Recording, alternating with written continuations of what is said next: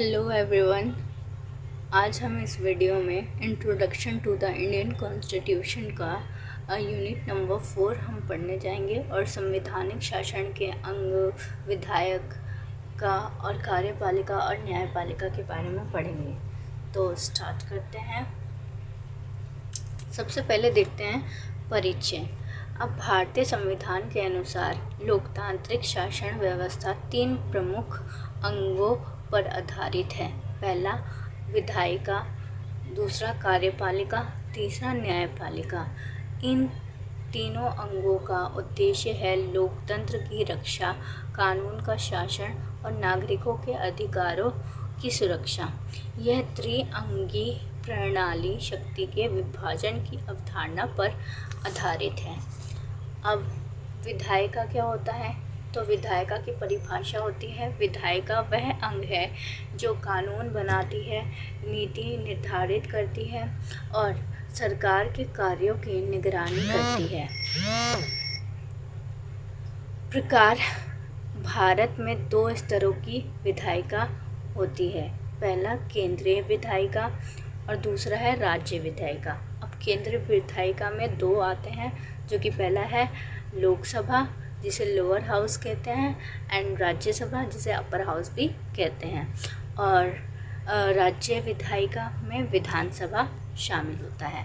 अब इनके मुख्य कार्य, तो इनका कार्य होता है कानून बनाना, बजट पारित करना और कार्यपालिका पर नियंत्रण रखना, प्रश्नकाल, अविश्वास प्रस्ताव आदि। मतलब कि अब नीतियों पर चर्चा। अब कार्यपालिका क्या है?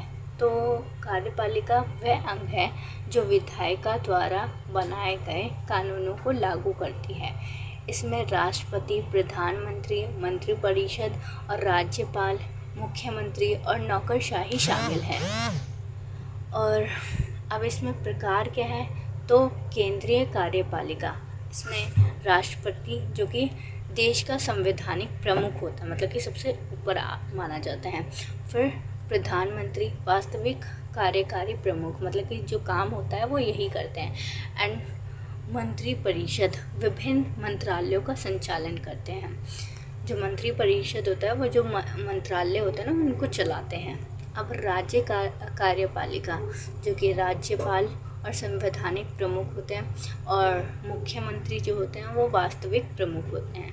अब राज्य मंत्रिपरिषद, अब मुख्य कार्य क्या है? तो नीतियों को लागू करना, प्रशासनिक व्यवस्था का संचालन, विदेश नीति और रक्षा, कानून व्यवस्था बनाए रखना। अब न्यायपालिका, अब ये न्यायपालिका क्या होता है? तो न्यायपालिका वह अंग है जो न्याय प्रदान करता है और कानूनों की व्याख्या करता है और नागरिकों के अधिकारों की रक्षा करता है। अब इसकी संरचना कैसी होती है? तो सबसे पहले जो आता है वो सुप्रीम कोर्ट होता है, जो कि देश का सर्वोच्च अदालत होता है। और सेकंड होता है हाई कोर्ट, जिसे राज्यों की सर्वोच्च अदालत भी कहा जाता है। और थर्ड आता है अधीनस्थ न्यायालय, जिला एवं सत्र न्यायालय भी इनको कहते हैं। अब इनका मुख्य कार्य क्या होता है? तो न्याय प्रदान करना, मौलिक अधिकारों की रक्षा करना और कानूनों की वैधता की समीक्षा करना, मतलब कि देखते रहना, एंड संविधान की व्याख्या। अब कार्यपालिका और विधायिका की सीमाओं का निर्धारण करती है।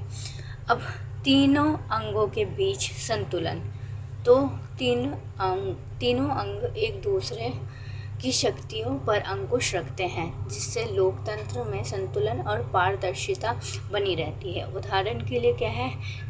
उदाहरण दिया हुआ है, न्यायपालिका कार्यपालिका के गलत कार्यों को रोक सकती है।